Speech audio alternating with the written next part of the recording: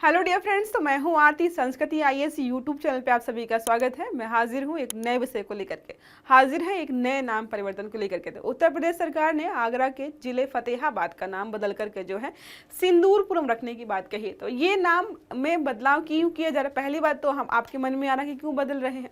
दूसरी बात यह कि फतेहाबाद का सिंदूरपुरम क्यों किया जा रहा है। ये सारे प्रश्न आपके मन में यहाँ पर आ सकते हैं। तो इन्हीं प्रश्नों को हम यहाँ पर हल करेंगे। एक प्रश्न मेरा भी आपकी तरफ से है कि आगरा का नाम आगरा क्यों रखा गया है। जैसे फतेहाबाद का नाम फतेहाबाद क्यों रखा गया है, इसका इतिहास क्या है, मैं आपको ये पढ़ा दूंगी। लेकिन प्रश्न मेरा ये है कि आगरा का नाम आगरा कैसे पड़ा, बताइएगा जरूर। ठीक है, अब बात करते हैं चर्चा में क्यों है। तो आगरा जिले की जिला पंचायत ने प्रस्ताव पारित किया कि भाई हमारे फतेहाबाद कस्बा और जो है विधानसभा क्षेत्र का नाम बदल करके आप क्या कर दीजिए, सिंदूरपुरम कर दी। देखो बात करते हैं किसने बोला है, तो यहाँ की जिला पंचायत बोल रही है राज्य सरकार से कि हमारे यहाँ पर नाम बदल दो। बादशाही बाग का नाम बदलकर जो है ब्रह्मपुरम, दो नामों में बदलाव की बात की जा रही है यहाँ पर। जब भी ऐसा होता है ना, देखो बादशाही का बोला है उन्होंने, जो है बादशाही बाग का बोला है कि ब्रह्मपुरम कर दो, और जो है बोल रहे हैं फतेहाबाद का नाम बदल करके आप क्या कर दो, सिंदूरपुरम कर दो। इन्होंने जो है इन दो नामों के नाम मांग की है। अब बात करते हैं मुगल काल के प्रभावों से ही इनका नाम पड़ा था। ठीक है, यहाँ पर देखो अब वो जितने भी आप उत्तर प्रदेश में जो है नामों में परिवर्तन देखते हो, तो जितने भी मुगल कालीन समय में जो है वहाँ के क्रूर शासकों द्वारा जगहों के नाम जो है अपनी विजय के अनुसार, अपनी फतह के अनुसार, अपने मूड के अनुसार जो उन्होंने नाम रखे थे, उत्तर प्रदेश सरकार ने मैक्सिमम बदल दिए हैं। और ये भी रह गया था, इसको भी बदलने की बात करी। अब जो सिंदूरपुरम रखा जाए, तो अभी हाल फिलहाल में जो है ऑपरेशन सिंदूर हुआ है, उसको ध्यान में रखकर जो है ये यहाँ पर जो है नाम प्रस्तावित किया गया है कि आप इसका नाम जो है सिंदूरपुरम कर दीजिए। देखो लिखा है यहाँ पर। अब बात करते हैं कि फतेहाबाद का नाम फतेहाबाद कैसे पड़ता। औरंगजेब और दारा शिकोह के बीच युद्ध हुआ, जिसमें औरंगजेब जीत गया, तो फतेह, फतेह मतलब विजय हो गई। ठीक है, देखो लिखा है यहाँ पर जो है युद्ध जो है वर्तमान फतेहाबाद तब जो है समूहगढ़ में लड़ा गया था। और जो है जीत के बाद औरंगजेब ने, पहले इसका नाम समूहगढ़ था, यहाँ पर युद्ध हुआ और औरंगजेब जीता, तो जीत गया तो फतेह हो गई, और फतेह के आधार पर उसने इसका नाम क्या कर दिया, फतेहाबाद कर दिया था। ठीक है, आज इसके नाम को यहाँ पर बदलना औपनिवेशिक मुगल प्रभाव हटाने की प्रतीकात्मक जो है कोशिश हम कह सकते हैं कि जो मुगल प्रभाव था कि मुगल आए और उन्होंने जीता और नाम अपने हिसाब से रख दिए, हम उनको फिर से अपने हिसाब से रख देंगे। जब जो सत्ता में है वो बदल सकता है नाम। अगर औरंगजेब शासक रहते हुए जो है शक्तिशाली रहते हुए नामों में परिवर्तन कर सकता था, तो अब तो हम कर सकते हैं ना, इसलिए बदला जा रहा है। ठीक है, अब यहाँ पर तो कोई धार्मिक कारण नहीं है। अब बात करते हैं अन्य पहलुओं की, राजनीतिक और वैचारिक परिप्रेक्ष्य। तो कई जगहों के नाम बदले गए, जैसे आपका प्रयागराज सुना ही होगा आपने, इलाहाबाद का प्रयागराज कर दिया, अयोध्या कर दिया गया उसका, शिवाजी नगर आदि के नाम बदलने की यहाँ पर जो है कड़ी लगातार हम देख ही रहे हैं। इसके अलावा जो है मतलब सांस्कृतिक पुनरुत्थान, तो जो भी नामों में परिवर्तन किया जा रहा है, तो सरकार का कहना है कि हम सांस्कृतिक पुनरुत्थान कर रहे हैं। हमारा जो कल्चर था, जो पहले नाम रखे गए, तो उन्हीं को हम वापस लेकर के आ रहे हैं, क्योंकि हम जानते उन्हीं के नामों से हैं। इसको लेकर के इसी प्रकार की चीजें बोलेगी। अब यहाँ पर बात करते हैं सांस्कृतिक पक्षों की। तो नाम बदलने से स्थानीय सांस्कृतिक पहचान, राष्ट्रीय गौरव को नया रूप देने की कोशिश की जाए। जैसे अयोध्या, अवध हो गया आपका, ये जो नए नए नाम दिए जा रहे, सिंदूरपुरम नाम।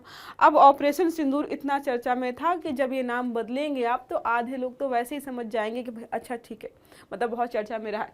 यह समुदाय की भावना और परंपरा से जुड़ाव को मजबूत कर सकता है। तो जहाँ के लोग, आप जैसे सिंदूरपुरम की बात करते हैं, फतेहाबाद की बात करते हैं, वहाँ के जो लोग हैं वो तो अपने पुराने कल्चर को ही फॉलो करते रहे होंगे। भले ही नाम, ऐसे कई बार आपने सुना होगा नाम जो है मुस्लिमों जैसे लगते हैं, लेकिन जब आप वहाँ पे विजिट करते हो तो आप देखते हो ये आबादी सारी हिंदुओं की है, तो नाम ऐसा क्यों रखा गया है।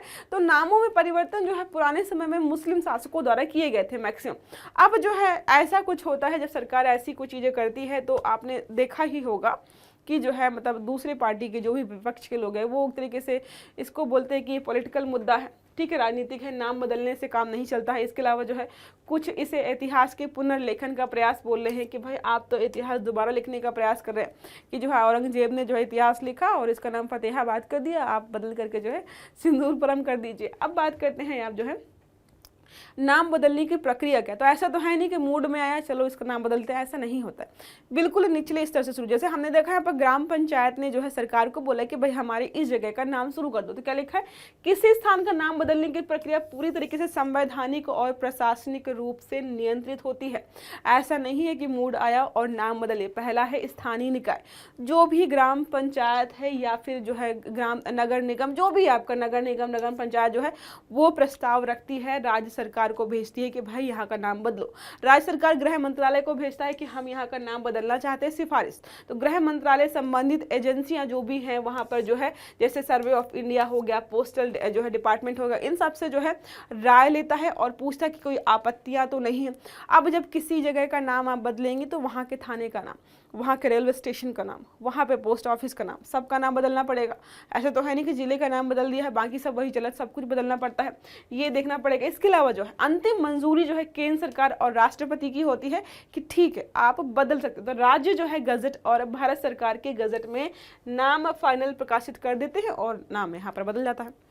आसान तो नहीं है फिर भी। अब बात करते हैं संवैधानिक प्रावधान की, कि नामों को बदलने को लेकर जो है संवैधानिक प्रावधान क्या है।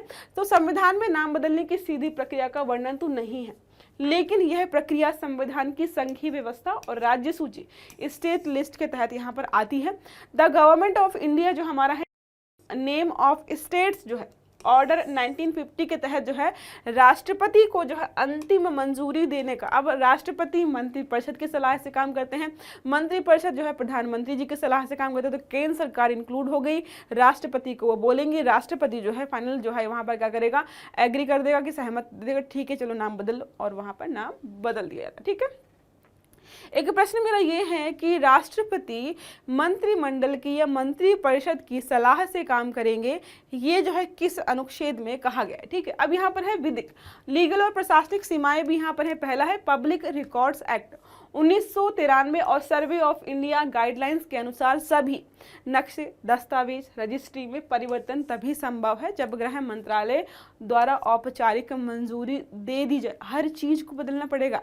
सिंगल पेपर जहाँ पर फतेहाबाद लिखा होता था, वहाँ का न्यूज़पेपर, वहाँ पर जो है जो भी डॉक्यूमेंट्स इस्तेमाल होते थे सबको परिवर्तित करना पड़ेगा। तो सारी पुरानी चीज़ें चलना वहाँ पर बंद हो जाएगी। ठीक है, पोस्ट ऑफिस है, रेलवे है, जो है सेंसस डिपार्टमेंट है, इलेक्शन कमीशन, इन सबको जो है नए नामों के अनुसार अपने रिकॉर्ड्स अपडेट करने होते हैं। यह दीर्घकालिक प्रक्रिया बन जाती, एक दिन में तो परिवर्तन हो नहीं सकता है, काफ़ी लंबा समय लगता है, तो ये सारा करना पड़ता है और फाइनली यहाँ पर जो है नामों में परिवर्तन होता है। अभी हाल फिलहाल में बहुत सारी जो है नाम परिवर्तन किए गए, जैसे इलाहाबाद का प्रयागराज 2018 में किया गया, फैजाबाद का अयोध्या 2018 में किया गया है, मुगल सराय पंडित दीनदयाल उपाध्याय नगर 2018 में किया गया था। 2024 में औरंगजेबपुर यूपी का है, जिसका जो है नाम परिवर्तित करके शिवाजी नगर, ठीक है, ये प्रस्तावित है, अभी हुआ नहीं है। अब एक प्रश्न हमारा यहाँ पर है, निम्नलिखित में से कौन सा कथन सही है।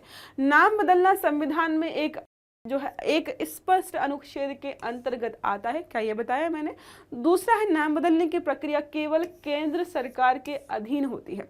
नाम में परिवर्तन राज्य और केंद्र की सम्मिलित प्रक्रिया है।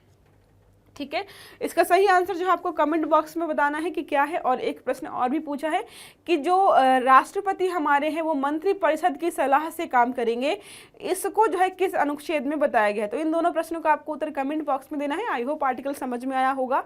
तो वीडियो अगर अच्छा लगा तो लाइक करना है, चैनल को सब्सक्राइब करना है, बेल आइकन दबाना, ताकि इस प्रकार के जितने भी आर्टिकल्स हैं वो सारे आपको समय पर मिलते रहें। तो अच्छे से पढ़िएगा। Have a good day, thank you.